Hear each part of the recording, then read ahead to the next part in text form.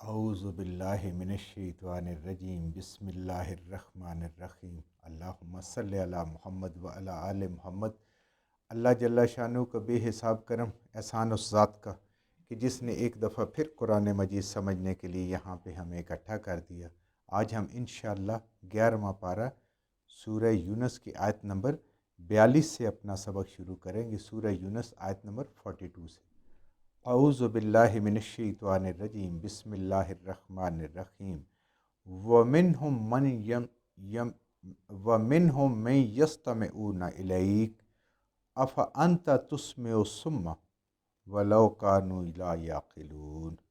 وَمِنْهُمْ، اور لوگوں میں سے ایسے بھی ہیں، مَنْ يَسْتَمِعُونَ إِلَيْكَ، جو بڑی توجہ سے کان لگا کے سنتے ہیں اے حبیب صلی اللہ علیہ وآلہ وسلم آپ کو۔ نبی کریم صلی اللہ علیہ وسلم کے سامنے ان کی محفل میں مجلس میں بیٹھ کے کچھ لوگ ایسے ہیں کہ جو ایسے لگتا ہے دیکھنے میں کہ بڑی توجہ سے اور غور سے کان لگا کے بات سن رہے ہیں۔ افانت تسمع الصم، تو اے میرے حبیب صلی اللہ علیہ وآلہ وسلم کیا آپ سنا سکتے ہیں بہروں کو؟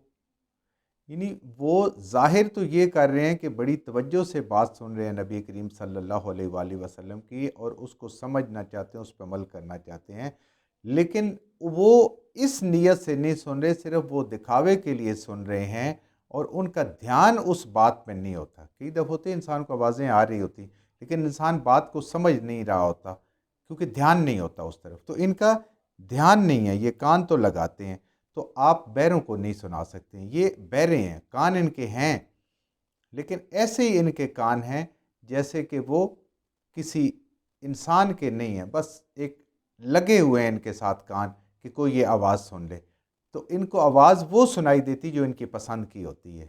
یہ ان کے دل کے اندر ضد ہے، ہٹ دھرمی ہے، تعصب ہے ان کے اندر، جب تک وہ نہیں نکلے گی ان کو بات سمجھ نہیں آئے گی۔ یعنی انسان سننا جو ہے نا انسان کے لیے یہ ہدایت حاصل کرنے کا پہلا درجہ ہے، پہلی سیڑھی ہے۔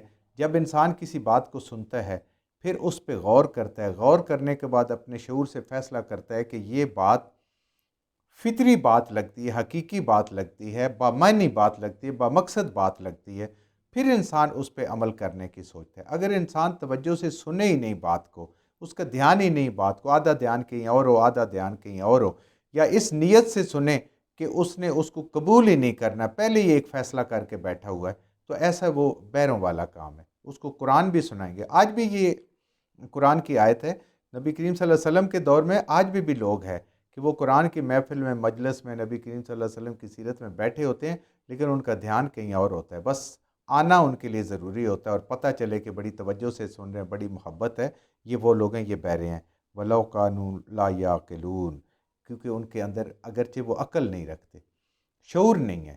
یہی فرق ہے۔ اگلی اب دوسری آیت بھی ہم اگر ساتھ اس کو پڑھیں، وَمِنْهُمْ، اور انہی لوگوں میں سے ایسے لوگ بھی ہیں، مَن يَنظُرُ إِلَيْكَ، جو آپ کو دیکھتے ہیں، جو قرآن پڑھنے والے کو دیکھتے ہیں، بڑی توجہ سے دیکھتے ہیں، پورے دھیان کے ساتھ دیکھتے ہیں۔ أَفَأَنْتَ تَهْدِي الْعُمْيَ، تو اے میرے حبیب صلی اللہ علیہ وآلہ وسلم یہ دیکھ تو رہے ہیں لیکن یہ اندھے ہیں، ان کی بصیرت کی آنکھ نہیں ہے، یہ بس ظاہر آنکھ ہے ان کی، تو آپ کیا اندھوں کو دکھا سکتے ہیں؟ کیا اندھوں کو آپ وَلَوْ كَانُوا لَا يُبْصِرُونَ، اگرچہ کہ وہ دیکھ نہیں سکتے، اگرچہ کہ وہ نہ دیکھتے ہوں، یعنی جو نہیں دیکھ سکتا اس کو آپ نہیں دکھا سکتے، جو سننا نہیں چاہتا اس کو آپ سنا نہیں سکتے۔ یہ بالکل ایسی ہے کہ اس انسان کا سننا، ایسے لوگ جو ہوتے ہیں ان کا سننا ایسے ہی ہے کہ ایک جانور کا سننا ہے۔ جانور کے کان ہوتے ہیں، وہ بات سنتا بھی ہے، آواز سنتا بھی ہے، منہ بھی موڑ کے دیکھتا ہے انسان کی طرف جب اس کو آواز آتی ہے، لیکن اگر اس سے پوچھیں کہ اس آواز سے کیا سمجھے، آپ اس کے سامنے قیمتی سے قیمتی بات کریں، عقل مند سے عقل مند بات کریں، اس کو آپ قرآن پڑھ کے سنائیں یا آپ اس کے سامنے کوئی اور بات کریں، بے شک اس کے سامنے آپ میوزک بجا دیں، اس کو نہیں پتہ کہ ان سب چیزوں میں کیا فرق ہے، حالانکہ وہ سن رہے ہیں۔ تو یہ ان لوگوں کے کان ایسے ہو جاتے ہیں، اور سننے کے بعد پھر وہ دیکھ بھی رہا ہوتا ہے لیکن اس کی پہچان نہیں ہوتی اس کو کہ یہ اپنا ہے، یہ پرایا ہے، یہ اپنا چارہ ہے، یہ کسی اور کا چارہ ہے، اس کو کچھ نظر نہیں آتا، کوئی اس کی پہچان نہیں ہوتی، حالانکہ آنکھیں ہوتی وہ دیکھتا ہے۔ تو یہ لوگ جو ہیں یہ بصیرت سے خالی ہیں، ان کے دلوں میں کینہ ہے، ان کے دلوں میں نفرت ہے، ان کے دلوں میں ضد ہے۔ جب یہ ساری بیماری تعصب ہے جب ہوں تو یہ انسان کے اندر سے سوچنے سمجھنے کی صلاحیت کو ختم کر دیتے ہیں۔ آج بھی جو قرآن یہ پڑھے گا کسی اور نیت کے ساتھ کہ قرآن کی اگر وہ بات آئے گی جو میرے گروہ کے مطابق میرے لیے اچھی ہوگی میں اس کو مانوں گا، جو نہیں ہوگی وہ اس پہ تو وہ تذبذب کا شکار ہوگا، شک کا شکار ہوگا۔ نہیں، قرآن کی ہر بات کو ماننے کا وہ ہماری زندگی بھر کے کیے ہوئے عقیدے کی نفی کرتا ہو۔ دیکھیں جو مسلمان ایمان لائے تھے مکہ میں، ان کی زندگی بھر عقیدہ تو کچھ اور تھا، لیکن انہوں نے اس کو سارے کو چھوڑ دیا۔ آج بھی قرآن کا یہ تقاضا ہے کہ اگر ہم کسی جگہ پہ غلط ہیں، قرآن کے منافی کوئی ہم نے کام کر رہے ہیں، یا ہم عقیدہ ہماری سوچ ہے یا ہمارا عمل ہے نبی کریم صلی اللہ علیہ وسلم کی سیرت سے منافی ہے، تو قرآن پڑھتے ہوئے یا اس سیرت کی جب ہمیں حدیث ملتی ہے تو ہمیں اس کو چھوڑنا ہے۔ یہ ہے ایمان۔ اگر اس پہ قائم رہنا ہے، اپنے گروہ کو سچا ثابت کرنا ہے اور اسی پہ رہنا ہے، اور اس کے علاوہ نہ قرآن ماننا ہے، نہ حدیث ماننی ہے، نہ آیت ماننی ہے، تو اس بندے کی مثال اللہ فرماتے ہیں کہ وہ بہرے بھی ہیں اور وہ اندھے بھی ہیں۔ اللہ فرما رہے ہیں کہ ہدایت اس کے لیے ہے جو اس کو لینا چاہتا ہے۔ طلبگار ہونا چاہیے انسان کو، تو پھر اللہ کی طرف سے ہدایت ملتی ہے۔ لیکن جن کے دل بیمار ہیں، جن کے دلوں میں بغض ہے، منافقت ہے، شرک ہے، حسد ہے، تعصب ہے، کوئی اور گروہ بندی کا، کوئی لسانی تعصب، جیسا بھی کہو اس کا ان کے اندر تعصب ہے، تو اس کے سامنے، ایک بیمار کے سامنے آپ ایک بہترین قسم کی نعمت بھی رکھیں تو وہ نہیں کھائے گا، کیونکہ وہ بیمار ہے۔ ایسے ہی جب دل کی بیماری ہوتی ہے تو یہ اللہ تعالیٰ کی کلام، اللہ کی رحمت، اللہ کا فضل اس کے اندر اتر ہی نہیں سکتا۔ یہ ان لوگوں کا ذکر ہو رہا ہے۔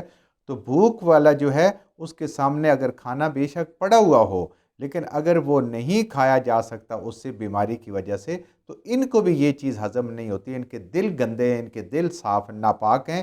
اگر یہ دل صاف کریں گے تو ان کو بات سمجھ آئے گی۔ ان اللہ، بے شک اللہ، لا یظلم الناس شیئا، اللہ تعالیٰ کسی بھی انسان پہ ظلم نہیں فرماتے۔ اللہ تعالیٰ کسی بھی انسان پہ ظلم نہیں فرماتے، شیئا، ذرہ برابر بھی، ذرہ برابر، یعنی وہ حقیر ترین بھی نہیں ہوگا ظلم کسی کے آتا ہے۔ اور ظلم کیا ہوتا ہے؟ ظلم ہوتا ہے کسی کو اس کے حق سے محروم کرنا، کہ انسان نیکی کرے خلوص اللہ کے لیے اور اللہ اس کو پذیرائی نہ دے، اللہ اس کو قبول نہ فرمائے، ایسا نہیں ہوگا، یا اللہ اس کا بدلہ نہ دے۔ یعنی کہ وہ اللہ تعالیٰ کے ہاں کوئی اپنے حق سے محروم نہیں ہوگا ذرا سا بھی۔ وَلَٰكِنَّ النَّاسَ أَنفُسَهُمْ يَظْلِمُونَ، یہ انسان خود ہے جو اپنے اوپر ظلم کرتا ہے۔ انسان اپنے اوپر خود ظلم کرتا ہے، گناہ کرتا ہے، شرک کرتا ہے اور یہ سارے کام کرتا ہے۔ اللہ تعالیٰ فرماتے ہیں کہ اللہ کسی پر ظلم نہیں کرتے، یہ خود انسان ہے اپنے اوپر گناہ کرنے والا، اپنے اوپر ظلم کرنے والا، گناہوں کی اپنی گٹھڑی بڑھانے والا۔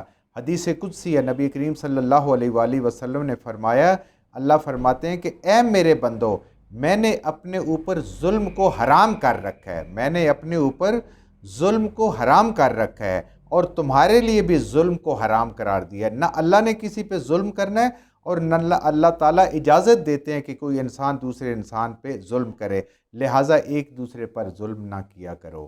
تو وہ اللہ کی ذات ہے، وہ کسی کا حق نہیں رکھے گی جتنی کسی نے نیکی کی ہے۔ اب انصاف کا تقاضا بھی یہی ہے نا کہ مجرم کو سزا ملے اور جو صحیح کام کرنے والا ہے اس کی عزت ہو۔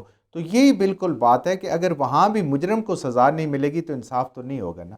اللہ تعالیٰ مجرم کو سزا دیں گے۔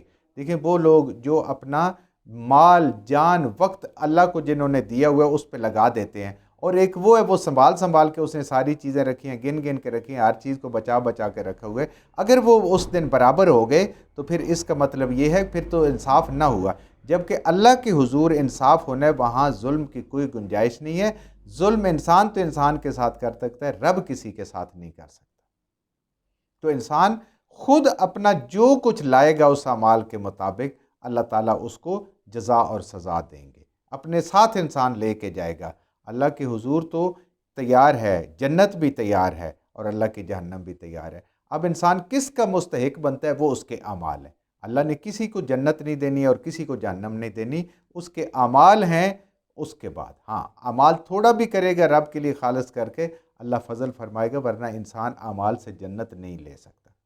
پھر دیکھیں ایک نیکی کریں 10 ملیں، ایک نیکی کریں 700 ملے، ایک نیکی کریں اس سے بھی بڑھ کر جیسے رب کی شان ہے وہ ملے، اور گناہ جتنا کرے اس کو اتنا ہی اس کا بدلہ ملے۔ تو یہ دیکھیں اللہ تعالیٰ کتنے کریم اور کتنے رحیم ہیں اس امت پہ جو نبی کریم صلی اللہ علیہ وآلہ وسلم کی امت ہے۔ تو اللہ کرے کہ ہم بھی کھلی آنکھوں کے ساتھ، کھلے کانوں کے ساتھ، بصیرت کے ساتھ، بغیر کسی تعصب کے، بغیر اپنے کسی گروہ کے ساتھ بے حد اٹیچمنٹ یا کسی بھی چیز سے بالا تر ہو کے، نفرت سے بالا تر ہو کے ہم قرآن کو سمجھیں۔